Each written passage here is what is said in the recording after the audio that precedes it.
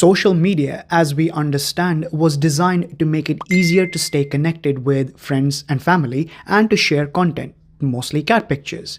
And as our connections started to grow, so did these platforms. At a certain point, the platforms became large enough that connecting people was no longer the primary goal. The primary goal of modern day social media is retention. Retention, in our case, is to keep you on the app for as long as possible.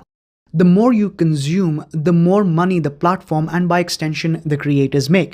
There is also a hidden benefit to retention, and that comes in the form of control. Now imagine, if I could get you to behave a certain way by training you to respond to stimuli like Pavlov trained his dogs in his famous experiment. Social media has you trained using auditory and visual stimuli. It's difficult to resist the temptation because these notifications have conditioned you to immediately check your phone as soon as you hear the sound. And if it's not the sound, then it's the visual stimuli. And most of you have convinced yourself that you check your notifications so that the label goes away, when in fact you are doing it to get a dopamine hit. Just like Pavlov's dogs knew that ringing of the bell meant they were going to get food. 90% of the time, the notifications are generic and meaningless, but their objective is not to inform you, but to get you to come back to the app and continue doom scrolling content. And whether you admit it or not, you are going to doom scroll.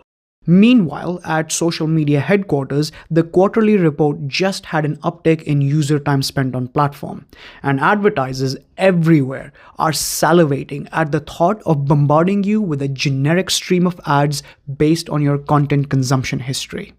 Getting you to spend as much time as possible on the app is a relentless pursuit for these companies. And I am being very direct with you when I say social media companies are spending billions of dollars to keep you on the app for as long as possible and to get you to consume as much content as humanly possible. It is one of the reasons why short videos were invented. It all started with Vine, which was bought by Twitter and then shut down, but the idea of short videos stayed.